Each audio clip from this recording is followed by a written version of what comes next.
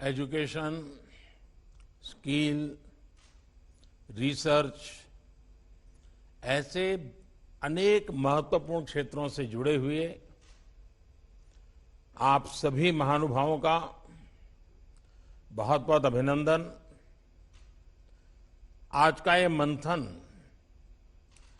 ऐसे समय में हो रहा है जब देश अपने पर्सनल, इंटेलेक्चुअल, इंडस्ट्रियल टेम्परामेंट और टैलेंट को दिशा देने वाले पूरे इकोसिस्टम को ट्रांसफॉर्म करने की तरफ तेजी से बढ़ रहा है।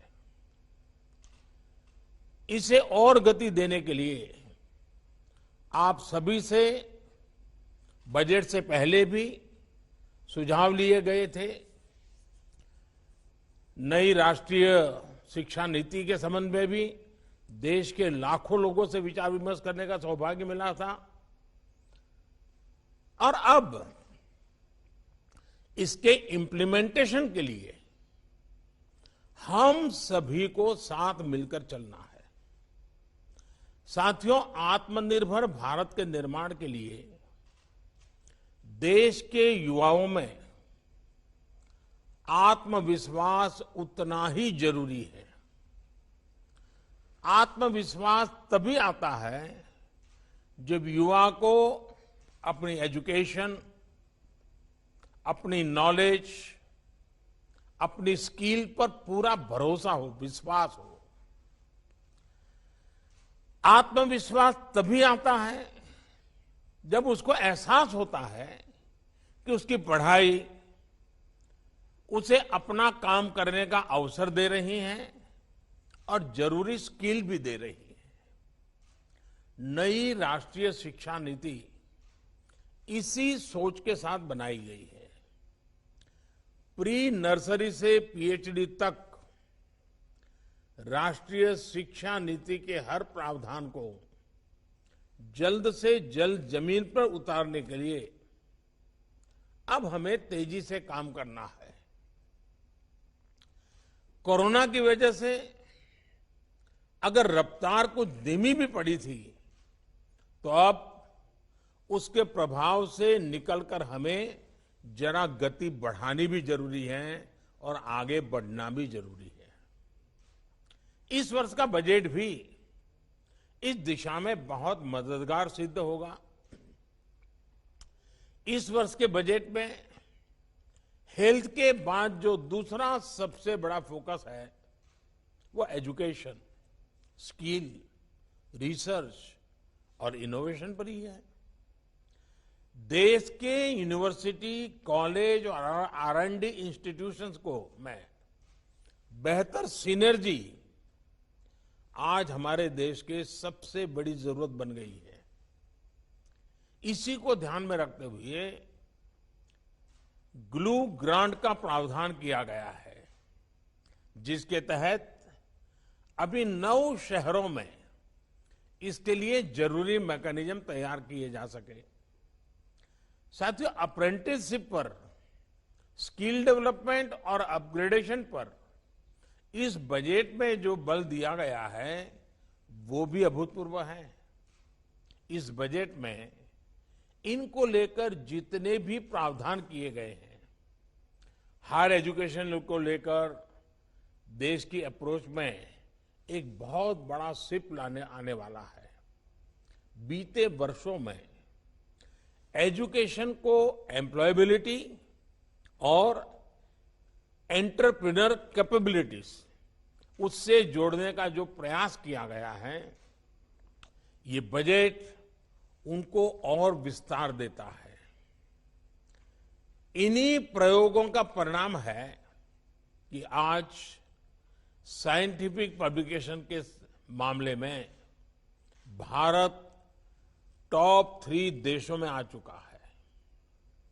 पीएचडी करने वालों की संख्या और स्टार्टअप का इकोसिस्टम के मामले में भी हम दुनिया में टॉप 3 में पहुंच चुके हैं।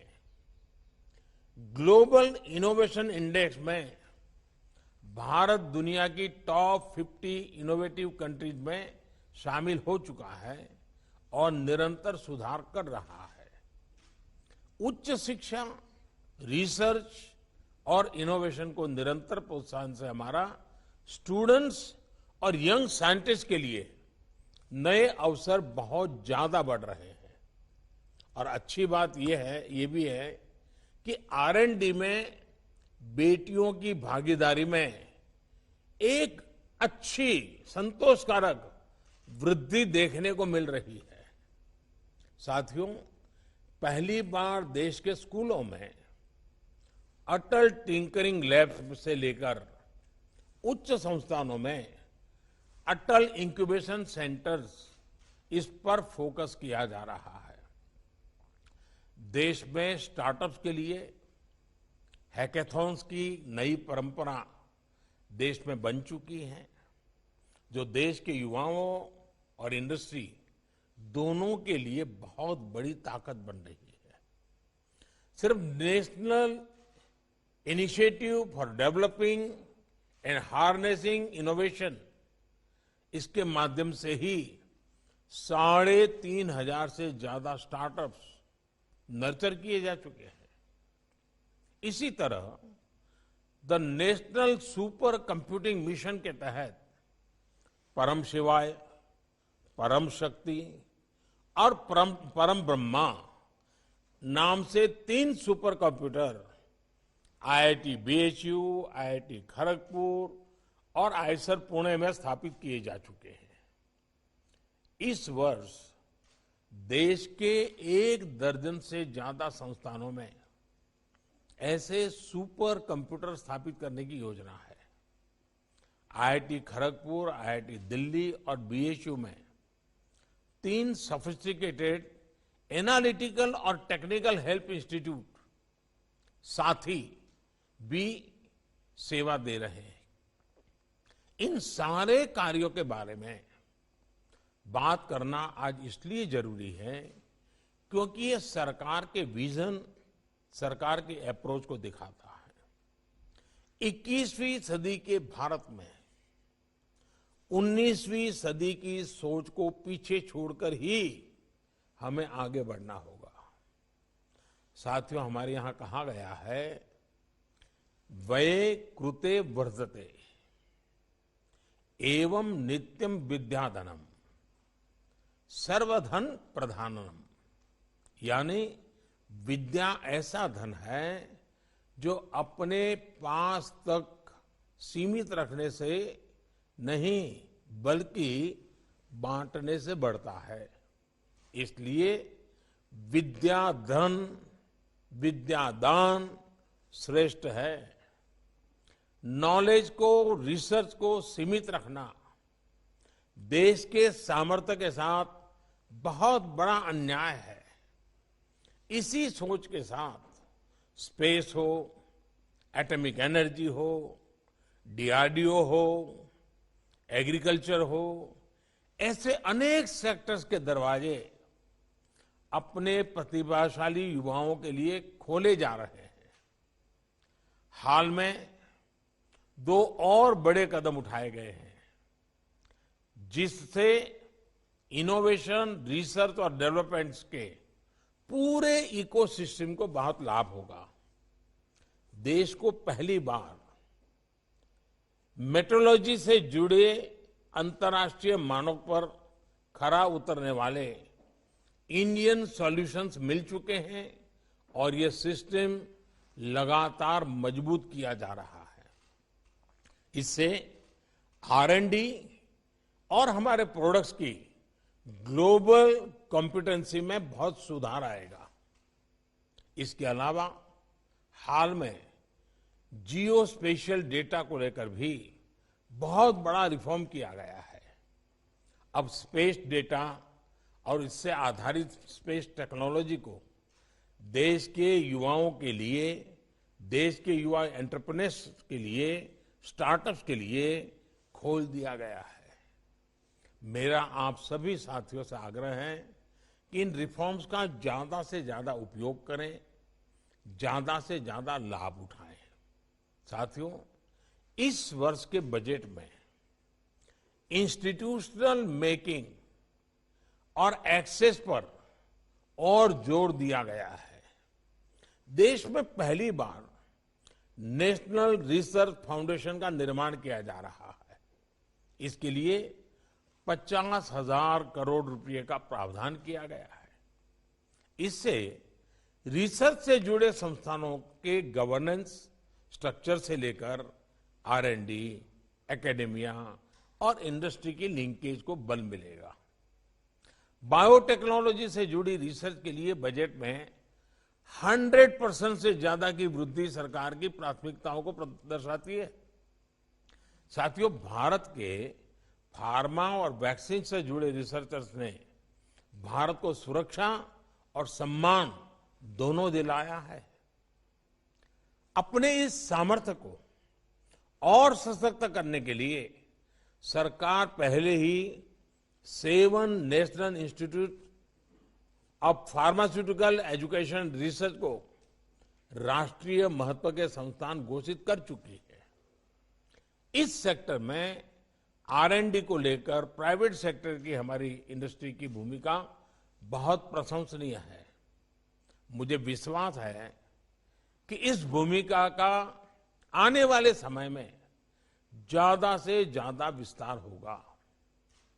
साथियों, अब बायोटेक्नोलॉजी के सामर्थ्य का दायरा देश की खाद्य सुरक्षा, देश के पोषण, देश की कृषि के हित में कैसे व्यापक हो, इसके लिए प्रयास किए जा रहे हैं। किसानों की आय बढ़ाने के लिए, उनका जीवन बेहतर बनाने के लिए बायोटेक्नोलॉजी से जुड़ी रिसर्च में जो साथी लगे हैं, देश को बहुत उनसे उम्मीदें हैं। मेरा इंडस्ट्री के तमाम साथियों से आग्रह है कि इसमें अपनी भागीदारी को बढ़ाएं। देश में 10 biotech university research, joint industry translation cluster Urjit भी बनाए जा रहे हैं, ताकि इसमें होने वाले इन्वेंशंस और इनोवेशंस का इंडस्ट्री तेजी से उपयोग कर सके। इसी तरह देश के 100 से ज्यादा एस्पिरेशनल डिस्ट्रिक्ट्स में बायोटेक किसान प्रोग्राम हो, Himalayan bio resources mission programme हो या फिर consortium programme on marine biological network हो, इसमें रिसर्च और इंडस्ट्री की भागीदारी बेहतर कैसे हो सकती है, इसके लिए हमें मिलकर काम करना है। साथियों, फ्यूचर फ्यूल, ग्रीन एनर्जी हमारी एनर्जी में आत्मनिर्भरता के लिए बहुत जरूरी है। इसलिए बजट में घोषित हाइड्रोजन मिशन एक बहुत बड़ा संकल्प है। भारत ने हाइड्रोजन व्हीकल का टेस्ट कर लिया है। अब हाइड्रोजन को ट्रांसपोर्ट के फ्यूल के रूप में उपयोगिता के और इसके लिए खुद को इंडस्ट्री रेडी बनाने के लिए अब हमें मिलकर आगे बढ़ना होगा। इसके अलावा समुद्री संपदा से जुड़ी रिसर्च में भी अपने सामर्थ्य को हमें बढ़ाना है। सरकार डीप सी मिशन लॉन्च भी करने वाली है। ये मिशन गोल ओरिएंटेड होगा और मल्टी सेक्टरल अप्रोच पर आधारित होगा, ताकि ब्लू इकोनॉमी के पोटेंशियल को हम पूरी तरह से अनलॉक कर सकें। साथियों, शिक्षण संस्थानों, रिसर्च से जुड़े संस्थानों और इंडस्ट्री के कोलैबोरेशन को हमें अधिक मजबूत करना है। हमें नए रिसर्च पेपर पब्लिश करने पर तो फोकस करना ही है। दुनिया भर में जो रिसर्च पेपर पब्लिश होते हैं, उन तक भारत के रिसर्चर्स की, भारत के स्टूडेंट्स की एक्सेस आसान कैसे हो, ये सुनिश्चित करना भी आज समय की मांग है। सरकार अपने स्तर पर इसको लेकर काम कर रही है, लेकिन इंडस्ट्री को भी इसमें अपनी तरफ से कंट्रीब्यूट करना है। हमें याद रखना है कि एक्सेस और इंक्लूजन ये अनिवार्य हो गया है और एफोर्डेबिलिटी एक्सेस की एक बहुत बड़ी पूर्व शर्त होती है। एक और बात जिस पर हमें फोकस करना है वो है ग्लोबल को लोकल के साथ इंटीग्रेट कैसे करें। आज भारत के टैलेंट की पूरी दुनिया में बहुत डिमांड है। इसके लिए जरूरी है कि ग्लोबल डिमांड को देखते हुए स्किल सेट्स की मैपिंग हो और उसके आधार पर देश में युवाओं को तैयार किया जाए। इंटरनेशनल कैंपसेस को भारत में लाने की बात हो या फिर दूसरे देशों की बेस्ट प्रैक्टिसेस को कोलैबोरेशन के साथ एडॉप्ट करना हो, इसके लिए हमें कंधे से कंधा मिलाकर चलना होगा। देश के युवाओं को इंडस्ट्री रेडी बनाने के साथ साथ नई चुनौतियां, बदलती टेक्नोलॉजी के साथ स्किल अपग्रेडेशन करने के प्रभावी मैकेनिज्म के बारे में भी एक संगठित प्रयास की जरूरत है। इस बजट में ईज ऑफ डूइंग अप्रेंटिसशिप, इस प्रोग्राम से भी इंडस्ट्री और देश के युवाओं को बहुत लाभ होने वाला है। मुझे विश्वास है कि इसमें भी इंडस्ट्री की भागीदारी में विस्तार होगा। साथियों, स्किल डेवलपमेंट हो या फिर रिसर्च और इनोवेशन, वो कॉम्प्रिहेंशन यानी समझ के बिना संभव नहीं है। इसलिए नई राष्ट्रीय शिक्षा नीति के माध्यम से देश के एजुकेशन सिस्टम में ये सबसे बड़ा सुधार लाया जा रहा है। इस वेबिनार में बैठे तमाम एक्सपर्ट, तमाम शिक्षाविदों से बेहतर ये कौन जानता है कि विषय की समझ में भाषा का एक बहुत बड़ा योगदान होता है। नई नेशनल एजुकेशन पॉलिसी में स्थानीय भाषा के ज्यादा से ज्यादा उपयोग के लिए प्रोत्साहन दिया गया है। अब ये सभी शिक्षाविदों का, हर भाषा के जानकारों का दायित्व है कि देश और दुनिया का बेस्ट कंटेंट भारतीय भाषाओं में कैसे तैयार हो। टेक्नोलॉजी के इस युग में ये पूरी तरह से संभव है। प्राइमरी से लेकर उच्च शिक्षा तक भारतीय भाषाओं में एक बेहतरीन कंटेंट देश के युवाओं को मिले, ये हमें सुनिश्चित करना है। मेडिकल हो, इंजीनियरिंग हो, टेक्नोलॉजी हो, मैनेजमेंट हो, ऐसी हर एक्सपर्टाइज के लिए भारतीय भाषाओं में कंटेंट का निर्माण करना जरूरी है। मैं आपसे जरूर आग्रह करूंगा कि हमारे देश में टैलेंट की कमी नहीं है। गांव हो, गरीब हो, जिसको अपनी भाषा के सिवाय और कुछ नहीं आता है, उसकी टैलेंट कम नहीं होती है। भाषा के कारण हमारे गांव के, हमारे गरीब की टैलेंट को हमने मरने नहीं देना चाहिए। देश की विकास यात्रा से उसको वंचित नहीं रखना चाहिए।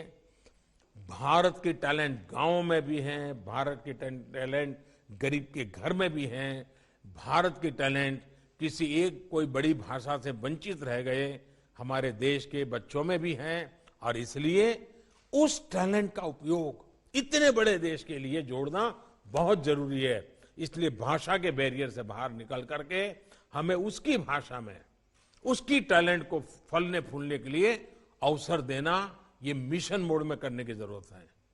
साथियों, बजट में घोषित नेशनल लैंग्वेज ट्रांसलेशन मिशन, इसके लिए ये बहुत प्रोत्साहन मिलेगा। साथियों, ये जितने भी प्रावधान है, जितने भी रिफॉर्म्स है, इस सबकी भागीदारी से ही पूरे होने वाले हैं। सरकार हो, शिक्षाविद हो, एक्सपर्ट्स हो, इंडस्ट्रीज हो, कोलैबोरेटिव अप्रोच में हायर एजुकेशन के सेक्टर को आगे कैसे बढ़ाएं, इस पर आज की चर्चा में आपके सुझाव बहुत मूल्यवान रहेंगे, बहुत काम आएंगे। मुझे बताया गया है कि अगले कुछ घंटों में इससे जुड़ी 6 थीम्स पर यहां विस्तार से चर्चा होगी। यहां से निकलने वाले सुझावों और समाधानों से देश को बहुत उम्मीद है और मैं आपसे ये आग्रह करूंगा कि अब नीति में ये बदलाव होना चाहिए या बजट में ये बदलाव होना चाहिए, वो समय पूरा हो चुका है। अब तो नेक्स्ट 365 डेज 1 तारीख से ही नया बजट, नई स्कीम तेज गति से कैसे लागू हो जाए, ज्यादा से ज्यादा हिंदुस्तान के भूभाग पर वो कैसे पहुंचे, आखिरी व्यक्ति जहां पहुंचाना है वहां कैसे पहुंचे, रोड मैप कैसा हो, डिसीजन मेकिंग कैसा हो, जो छोटे मोटे हर्डल्स होते हैं इम्प्लीमेंटेशन में उससे मुक्ति कैसे हो, इन सारे बातों पर जितना ज्यादा फोकस होगा आपका, उतना ज्यादा लाभ 1 अप्रैल से ही नया बजट लागू करने में होगा। हमारे पास जितना समय है मैक्सिमम उपयोग करने का इरादा है। मुझे विश्वास है कि आपके पास अनुभव है, भिन्न भिन्न क्षेत्रों का अनुभव है, आपके विचार, आपके अनुभव और कुछ न कुछ जिम्मेवारी लेने की तैयारी हमें इच्छित परिणाम जरूर देंगे। मैं आप सबको इस वेबिनार के लिए, उत्तम विचारों के लिए, बहुत ही परफेक्ट रोड मैप के लिए अनेक अनेक शुभकामनाएं देता हूं। बहुत बहुत आभार।